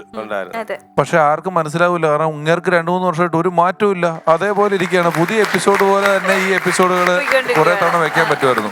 അന്ന് അത് കഴിഞ്ഞിട്ട് ജയകുമാറിന്റെ 7 ആർട്സ് എന്ന് പറയുന്ന ഒരു ട്രൂപ്പിന്റെ ഷോ കരുനാപ്പള്ളി ഞങ്ങളൊരു പ്രോഗ്രാം കഴിഞ്ഞ് വരുമ്പോൾ നമ്മുടെയൊക്കെ ഷോയിൽ ഒരു ഷോ അടുത്ത സ്കിറ്റുകളുടെ അവതരണം, അതിന്റെ ലിങ്കൊക്കെ വലിയ പാടാണ്. ഞാൻ നോക്കുമ്പോൾ 7 ആർട്സിന്റെ ഒരു ഷോ ഒരു ഉത്സവപ്പറമ്പിൽ നടക്കുകയാണ്. ഞാനപ്പോ ഞങ്ങളൊന്നും ആർക്കും അറിയില്ല, ഞങ്ങൾ വണ്ടി നിർത്തി ഈ ഷോ കാണാൻ വേണ്ടി പോകുമ്പോൾ ആ ഷോയിൽ ഓരോ സ്കിറ്റുകളും വരുന്നത് ഈ TV പരിപാടി പോലെ കത്ത് വായിക്കുന്നു, കുട്ടികൾ ചന്ദ്രൻ നിന്നൊരു കത്ത് വായിക്കുന്നു, അടുത്ത ഒരു സ്കിറ്റ് കാണണം, നിന്നയാളാണ് പറഞ്ഞിരിക്കുന്നത്, നമുക്ക് ആ സ്കിറ്റ് കാണാം എന്ന് പറഞ്ഞാൽ നേരെ ആ സ്കിറ്റിലോട്ട് പോവുകയാണ്. കാരണം മറ്റൊന്നും വേണ്ട, ഇത് വെറുതെ ഓരോ തവണ വരുമ്പോഴും ആൾക്കാർ കൈയടിച്ച് TV പരിപാടി കാണുന്ന പോലെയാണ് അന്ന് ആ ഷോ. എത്രയോ ഷോ കളിച്ചിട്ടുള്ള സ്റ്റേജാണത്. മാത്രമല്ല അശോകൻ ചേട്ടാ, ഇന്നിപ്പോ ഈ പരിപാടി ഉൾപ്പെടെ നമ്മളുടെ ഒരു ചാനലിന്റെ പ്രൈം ടൈമിൽ ഒരു 1 മണിക്കൂർ അല്ലെ അരമണിക്കൂർ ഒരു പരിപാടിക്ക് റേറ്റിംഗ് കിട്ടണമെങ്കിൽ മിനിമം എപ്പിസോഡ് കോസ്റ്റ് 7 ലക്ഷം മുതൽ 10 ലക്ഷം രൂപ വരെയാണ് ഒരു എപ്പിസോഡിന്റെ കോസ്റ്റ്. അവിടെയാണ് ഒരാൾ ഒറ്റയ്ക്ക് ഒരു ടീഷർട്ട് ഇട്ടുകൊണ്ട് ഒരു ഗ്രീൻ മാർട്ടിൽ നിന്നുകൊണ്ട് റേറ്റിംഗ് മെഷീനുകളെല്ലാം അടിച്ച് പൊട്ടിച്ചോണ്ട് വരുന്നത് ആ ആളാണ്. അതില് അന്ന് വേറെ സന്തോഷം തോന്നിയ കാര്യം, കല്യാണ ചെറുക്കൻ കല്യാണ വീട്ടില് കല്യാണത്തിന് വന്നത് ഈ കമ്പനിയുടെ ടീഷർട്ട് വിട്ട. ഈ അടുത്ത കാലത്ത് ഇപ്പോഴാണ് ആ പ്രോഗ്രാമിന്റെ മഹത്വം ഞാൻ തന്നെ അറിയുന്നത്. കാര്യം ഈയിടെ പിന്നെ ഒരു പയ്യനെ പോയി അന്ന് ഒരു ആള് കണ്ട്, പുള്ളി എഞ്ചിനീയറിങ്ങിന് പഠിക്കുകയൊക്കെയാ. യാദൃശ്യമായിട്ട് കണ്ടപ്പോ അവരുടെ അച്ഛനും അമ്മയൊക്കെ പറയുക, അയ്യോ എന്റെ ദൈവമേ, ചെറുപ്പത്തിൽ ഇവനോട് ചോദിക്കുമായിരുന്നു വീട്ടിൽ ആരൊക്കെ ഉണ്ട് എന്ന് ചോദിച്ചു കഴിഞ്ഞാൽ അപ്പ ഇവൻ പറയാം അച്ഛനും അമ്മയും കൂട്ടിക്കൽ ചെയ്യുന്നു. ഇങ്ങനത്തെ കുറെ കാര്യങ്ങൾ ഇപ്പോഴറിഞ്ഞ. പിന്നെ വേറൊരു പുള്ളി ഇത് പറഞ്ഞു, എടോ ഞങ്ങള് പണ്ട് ബാറിന്റെ ടൈം 10-10:30 ആ സമയത്ത് ഒരു പ്രശ്നവും ഇല്ലാതിരുന്ന 2 അടിച്ചോണ്ടിരുന്ന നിങ്ങളുടെ പരിപാടി കണ്ടു കേട്ടോ. ഇങ്ങനെയൊക്കെയുള്ള കുറെ കാര്യങ്ങൾ ഇപ്പോഴാണ് കേൾക്കുന്നത്, അന്ന് അറിയില്ല നമുക്ക്. വേറൊരു കാര്യം കൂടെ ഉണ്ട്, അതായത് അന്ന് നിങ്ങളുടെ ഫോണിൻ പ്രോഗ്രാം, എനിക്ക് തോന്നുന്നു രമ്യ രവീന്ദ്രന്റെ പരിപാടിയും ആ സമയത്തുണ്ട്, മറ്റ് ചാനലുകൾ 1-2 ഫോണിൻ പ്രോഗ്രാമുകളുണ്ട് സംഗീതത്തിന്റെ മ്യൂസിക്കിന്റെ. ഈ ഫോണിൻ പരിപാടികളുടെ, അതായത് ആളുകൾക്ക് ചാനലിലോട്ട് വിളിച്ച് സംസാരിക്കാൻ പറ്റുന്ന പരിപാടികളുടെ വിജയം കണ്ടിട്ടാണ് 3 ചാനലുകൾ തന്നെ അതിനുവേണ്ടി മാത്രം തുടങ്ങി. 2004-ലും 2005-ലും ആയപ്പോഴത്തേക്ക് 3 ചാനലുകളൊന്നും. ഈ ചാനലിൽ രാവിലെ തൊട്ട് അവതാരകര് നിന്ന് പാട്ട് വെച്ചു കൊടുക്കുന്നു, കോൾ അറ്റൻഡ് ചെയ്യുന്നു, പാട്ട് വെച്ചു കൊടുക്കുന്നു, കോൾ അറ്റൻഡ് ചെയ്യുന്നു, കോമഡി വെച്ചു കൊടുക്കുന്നു, കോൾ അറ്റൻഡ് ചെയ്യുന്നു. ഇങ്ങനെ പിന്നീട് 3 ചാനലുകൾ വന്നപ്പോഴാണ് ഈ പ്രൈം ചാനലുകളിൽ നിന്ന് ന്യൂസ് ചാനലുകൾ വന്നപ്പോൾ അതിലോട്ട് പോയി, ഫോൺ വിളിച്ചും പാട്ട് വെച്ചു കൊടുക്കലൊക്കെ അങ്ങോട്ട് പോയി. അങ്ങനെ അത്ര സാധ്യത ഈ പരിപാടിക്ക് ഉണ്ട് എന്ന് മനസ്സിലായത്. പിന്നെ ഈ ഡിജിറ്റൽ വന്ന് യൂട്യൂബിൽ നിങ്ങൾക്ക് എപ്പോൾ വേണമെങ്കിലും ഇഷ്ടമുള്ള സീൻ കാണാമെന്ന് വന്നപ്പോഴാണ് ഈ കോമഡി സീനുകൾ വെച്ചു കൊടുക്കുന്ന പരിപാടികൾ നമ്മുടെ ചാനലുകളിൽ നിന്ന് അപ്രത്യക്ഷമായത്. എനിക്ക് തോന്നുന്നു ഈ പ്രോഗ്രാം ചെയ്തുകൊണ്ടിരിക്കുമ്പോഴാണ് ചേട്ടന്റെ ആദ്യത്തെ ചിത്രം അതെ വരുന്നത്. അതെ, ചിരിക്കുടുക്ക എന്ന് പറഞ്ഞിട്ട് ചിരി കൊടുക്ക. അതെ, അതിലെ പാട്ടൊക്കെ ഇടയ്ക്കിടയ്ക്ക് ടിവിയിൽ കാണിക്കുമായിരുന്നു. അപ്പൊ പ്രതാപ് എന്റെ വൈഫ് അതെ അഭിനയിച്ച നായികയായിട്ട്. ഓക്കെ. അതിനുശേഷം ഇപ്പൊ സിനിമയിലൊക്കെ സജീവമാണ്. ഏറ്റവും കൂടുതൽ വർക്ക് ചെയ്തിട്ടുള്ളത് ജിത്തു ജോസഫ് സാറിന്റെ കൂടെയാണ്. അതെ. അപ്പൊ അദ്ദേഹമായിട്ടുള്ള ഒരു ബന്ധം എങ്ങനെയാണ്? ഒരുപാട് ചിത്രങ്ങളിൽ എങ്ങനെ വർക്ക് ചെയ്തു? യാദൃശ്ചികമായിട്ടാണ് പരിചയപ്പെടുന്ന. അപ്പോൾ ഇങ്ങനെ ഡിറ്റക്റ്റീവ് എന്ന് പറഞ്ഞിട്ട് ഫിലിം സുരേഷ് ഗോപിയുടെ പടമാണ്, ഇങ്ങനെ ചെയ്യുന്നു. അപ്പോൾ അതിന് നന്ദി പറയേണ്ട ആദ്യം പഴയ നമ്മുടെ വസ്ത്രാലങ്കാരം ഉണ്ടല്ലോ, മഹി ഇത് പുള്ളിയാണ് അത് ചെയ്യുന്നത്. അപ്പോൾ അന്ന് ഞാൻ തമ്പി കണ്ണന്താനത്തിന്റെ ഒരു പടത്തില് ജിഷ്ണു, അനശ്വരനായ ജിഷ്ണു അഭിനയിച്ച ഒരു ഫിലിമുണ്ട്, ഫ്രീഡം എന്ന് പറയും. അപ്പൊ അതിൽ അഭിനയിക്കുമ്പോൾ ഈ മഹി പുള്ളി ഇങ്ങനെ പറഞ്ഞൊരു പടം ചെയ്യുന്നുണ്ട്. അങ്ങനെയാണ്. അപ്പൊ പുതിയൊരാളാണ് ഡയറക്ടർ. അപ്പൊ അത് വലിയൊരു അനുഭവം തന്നെയാണ്. ഒരിക്കൽ പുള്ളിയെ കാണാൻ ചെല്ലുമ്പോൾ പുള്ളി ഒരു ബെർമുടയൊക്കെ ഇട്ട് വഴിയൊക്കെ പറഞ്ഞെന്ന്, വണ്ടിക്ക് വഴിയൊക്കെ പറഞ്ഞെന്ന് കയറ്റി അവിടെ ഇട്ടു. അങ്ങനെയാണ് എന്തോ ഭാഗ്യത്തിന് പുതുമുഖ സംവിധായകനാണല്ലോ എന്നുള്ള രീതി ഞാൻ ജാടയൊന്നും കാണിച്ചില്ല എന്റെ ഭാഗ്യത്തിന്. അപ്പൊ പുള്ളി നമ്മൾ എളിമ തന്നെ കാണിച്ചത് കൊണ്ട് പുള്ളി വരുന്ന പടങ്ങളിലൊക്കെ പുള്ളി എന്തോ ഒരു അറ്റാച്ച്മെന്റ് വിളിക്കും. പിന്നെ ഏറ്റവും വലിയ രസം എന്താ വെച്ചാൽ പുള്ളി ഒരു വേഷം അതാണെങ്കിൽ അവിടെ ചെന്ന് പുള്ളിയെ ഞാൻ കണ്ടിട്ടില്ല ലൊക്കേഷനിൽ. ഈ അസിസ്റ്റന്റ് വന്ന് കഥ പറഞ്ഞു തരിക അല്ലെങ്കിൽ ഡയലോഗ് പറഞ്ഞു തരിക. പുള്ളി വന്ന് വെച്ചാൽ ആക്ഷൻ അല്ലെ അത് അങ്ങനെ ഇങ്ങനെ ചെയ്യുന്നു എന്നും പറഞ്ഞ് പുള്ളിയെ കണ്ടിട്ടേ ഇല്ല. അത് ഈ പറഞ്ഞ പോലെയാണ്. ദൃശ്യം എന്നുള്ള പടത്തിൽ ചെയ്യുമ്പം എന്റെ ദൈവമേ ബസ്സേൽ ഒരു സീനാ എന്ന് പറയും. നമ്മളിത് അറിയുന്നില്ലല്ലോ, എന്താണെന്ന് അറിയുന്നില്ല. ബസ്സൊക്കെ എന്ന് കയറി കണ്ടക്ടറാന്നൊക്കെ പറഞ്ഞ് കണ്ടക്ടർ വേഷമൊക്കെ ഇട്ട് ബസ്സേൽ ഇങ്ങനെ നിൽക്കുന്നു. അപ്പൊ ശരി, അപ്പൊ ഈ പുള്ളി ഇല്ല, ആരുമില്ല, ഞാനാകെ മേടിച്ച് നിൽക്കുക. ഇത്തിരി കഴിയുമ്പോ അല്ലേ ഇരട്ടി ടെൻഷൻ. വന്ന് കേറുകല്ലേ പുലി, ഇങ്ങനെ വന്ന് എന്റെ ദൈവമേ. ഇതും കൂടെ കണ്ടപ്പോഴത്തേക്കിന് എന്റെ അമ്മ വിറയ്ക്കാൻ തുടങ്ങി. സത്യമായിട്ടും ഇതിപ്പോ എന്താ ചെയ്യുന്നത്? ഈ പുള്ളിയോടൊക്കെ ഡയലോഗൊക്കെ പറഞ്ഞ് അഭിനയിക്കാനോ ഞാനോ ഡയലോഗ്? അപ്പൊ എന്നാ പറയാ ജോർജിട്ട് എല്ലാരും കൂടെ പിന്നെ ഒരു യാത്രയിലാന്ന് തോന്നുന്നു. എങ്ങോട്ടാണ്? അപ്പൊ പുള്ളി തൊടുപുഴ വരെ ഒരു ധ്യാനത്തിന് പോവാണ്. അത് മലയാള സിനിമയുടെ ലോക ഹിറ്റാണെന്ന് സത്യമായിട്ട് വന്നവരും അറിഞ്ഞില്ല. അപ്പൊ ഞങ്ങൾക്ക് വേണ്ടി എന്തെങ്കിലും ഒരു ശബ്ദം രണ്ടെണ്ണം ചെയ്യാൻ പറ്റുമോ? Good evening everybody. മാന്യ പ്രേക്ഷകർക്ക്, എന്റെ പ്രിയപ്പെട്ട മലയാളികൾക്ക് ക്ലോസപ്പ് കോടീശ്വരനിലേക്ക് സ്വാഗതം. ഈ സോളിലെ ആദ്യത്തെ ചോദ്യം ഇതാണ്: അയ്യപ്പന്റെ അമ്മ ചുട്ടത് ഇതിൽ ഏതാണ്? എ ഉണ്ണിയപ്പം, ബി ഇടിയപ്പം, സി അച്ചപ്പം. Which of these is the Ayyappan's amma's ചുട്ട? എ നെയ്യപ്പം, ബി ഉണ്ണിയപ്പ, സി അച്ചപ്പ. അയ്യപ്പനെയും അമ്മയും കുറിച്ച് കേട്ടിട്ടുണ്ടോ? എങ്കിൽ അവര് രണ്ടുപേരും കൂടി ഇരുന്ന് ചുടുന്ന രംഗം മനസ്സിലേക്ക് കൊണ്ടുവരിക, എന്നിട്ട് ആലോചിച്ചുത്തരം പറയുക. ഇങ്ങനൊരു വിശദീകരണം ഉണ്ട് പുള്ളിക്ക് എല്ലാത്തിനാ. അത് എന്ത് രസമായിട്ടാണ് മുകേഷന്റെ ശബ്ദമൊക്കെ അനുകരിക്കുന്നത്. വേറെ ആരായിരുന്നു അന്ന്? ജയതിച്ചേട്ടൻ. ഇത്രയും കാലം നീയും ആ ഭ്രാന്തത്തി പെണ്ണും കൂടെ ഉടുത്തൊരുക്കി ശൃംഗരിച്ച് നടന്നത് എന്റെ കാശിന്. ഇത്രയും കാലം നീ അവളും കൂടെ തിന്നു മുടിച്ചത് എന്റെ കാശിന്. ഒടുവി നീ കാണിച്ച പോകൃ തരത്തിന് ഒടിഞ്ഞത് എന്റെ കൈ, എന്റെ മൂക്ക്, എന്റെ തല. ഇത്രയൊക്കെ ആയി എനിക്ക് ഇമോഷണൽ ആകാനുള്ള അവകാശമില്ലല്ലേ? പോയി കിടന്നുറങ്ങു പെണ്ണേ. അയ്യോ എനിക്ക് വിശക്കുന്നേ. എന്നാലും നമ്മുടെ ഒരു സ്നേഹാദരം ഏറ്റുവാങ്ങണം. അപ്പൊ അത് അദ്ദേഹത്തിന് നൽകാനായിട്ട് രമേശ് ചേട്ടനെ, അശോക് ചേട്ടനെ സ്റ്റേജിലേക്ക് ക്ഷണിക്കുന്നു.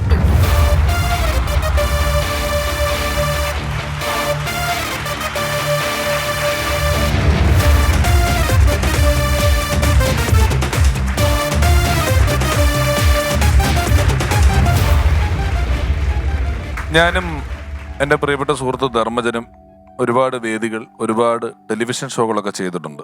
എത്രയോ നാള്. അതിനുശേഷം കുറേ നാളുകൾക്കിപ്പുറം, ഏകദേശം ഒരു സൗഹൃദം തുടങ്ങി 15-16 വർഷങ്ങൾക്ക് ശേഷം ഞങ്ങൾ രണ്ടുപേരും ഒരുപാട് സിനിമകളിലും അഭിനയിച്ചതിന് ശേഷം ഒരു സിനിമയുടെ ലൊക്കേഷനിൽ വെച്ചാണ് പെട്ടെന്ന് ഞാനും അവനും കൂടെ പറഞ്ഞത്, ആദ്യമായിട്ടാണ് ഞാനും നീയും ഒരു ഫിലിം ക്യാമറയ്ക്ക് മുന്നിൽ ഒന്നിച്ച് ഒരു ഫ്രെയിമിൽ വരാൻ പോകുന്നത്. അത് ഈ ഫ്രെയിമാണ് എന്ന് പറഞ്ഞു. ചാലക്കുടിക്കാരൻ ചങ്ങാതി എന്ന് പറയുന്ന സിനിമയിലാണ് ഞങ്ങൾ ഒന്നിച്ച് ഒരു ഫ്രെയിമിൽ ആദ്യമായിട്ട് അഭിനയിക്കുന്നത്. ഇപ്പോൾ അതൊരു ഒന്നിച്ച് അഭിനയിച്ചിട്ടില്ല സിനിമയിൽ. ഞാനിത് ഇപ്പോൾ ഓർക്കുകയും പറയുകയും ചെയ്തത്, പരിചയമുണ്ട്, സൗഹൃദമുണ്ട്, വേദികൾക്ക് പുറകിലൊക്കെ കാണാറുണ്ടെങ്കിലും എനിക്ക് തോന്നുന്നത് ഇന്ന് ഈ ഫണ്ട്സ് അപ്പോൺ എ ടൈമിന്റെ ഈ വേദിയിലേക്ക് ശ്രീ കൂട്ടിക്കൽ ജയചന്ദ്രൻ എത്തുമ്പോൾ അദ്ദേഹം ഒരു വലിയ കലാകാരനാണ്. മലയാളത്തിലെ ടെലിവിഷൻ ഹാസ്യ പരിപാടികളെ കുറിച്ച് ഒരു പുസ്തകം എഴുതിയാൽ അതിലെ ആദ്യത്തെ 1-2 പേജുകൾക്കുള്ളിൽ തന്നെ ഒരു മുഴുവൻ പേജിൽ ഇദ്ദേഹത്തെ കുറിച്ച് എഴുതേണ്ടി വരും. അത്രയും വലിയ ഒരു കലാകാരനാണ്. എനിക്ക് വ്യക്തിപരമായി വളരെ സന്തോഷം തോന്നുന്ന ഒരു നിമിഷമാണ് ഇത്. ക്ഷണം സ്വീകരിച്ചു വന്നതിന് വലിയ നന്ദി.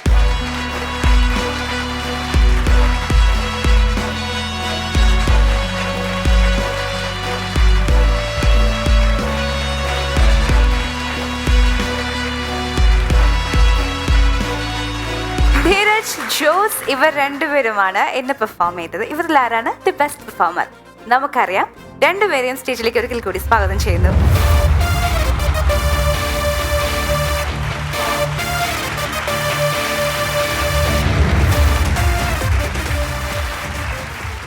മറ്റൊരു എപ്പിസോഡ് കൂടെ ഇവിടെ അവസാനിക്കുമ്പോൾ അശോകൻ ചേട്ടൻ്റെ സിനിമാ അനുഭവങ്ങൾ നമ്മൾ പലതും കേട്ടു, പലതും നമ്മൾ പുതുതായി അറിഞ്ഞതാണ്. കാരണം അശോകൻ ചേട്ടനെ പോലൊരു കലാകാരനൊക്കെ വരുമ്പോൾ അവരുടെ പല ഇൻ്റർവ്യൂകൾ, അവരുടെ വന്ന വഴികൾ, യാത്ര ചെയ്ത വഴികളൊക്കെ മലയാളികൾക്ക് വളരെ സുപരിചിതമാണ്. എങ്കിലും ഇന്ന് അദ്ദേഹം പറഞ്ഞ പല കഥകളും പല അനുഭവങ്ങളും നമ്മൾ ആദ്യമായിട്ട് കേൾക്കുകയാണ്. തുടർന്ന് കോട്ടിക്കൽ ജയചന്ദ്രൻ, അദ്ദേഹത്തിൻ്റെ സാന്നിധ്യവും ഇന്നത്തെ എപ്പിസോഡിനെ ഗംഭീരമാക്കി. ഇതിനിടയിൽ 2 പെർഫോമേഴ്സാണ് നമ്മളെ ചിരിപ്പിക്കാൻ വേണ്ടി എത്തിയത്. രണ്ടും മികച്ച പ്രതിഭകൾ തന്നെയാണ്. ഈ 2 പേരിൽ ഇന്നത്തെ എപ്പിസോഡിൽ കുറച്ചുകൂടെ മികവ് പുലർത്തിയത് നമ്മുടെ ജോസ് ആണ്.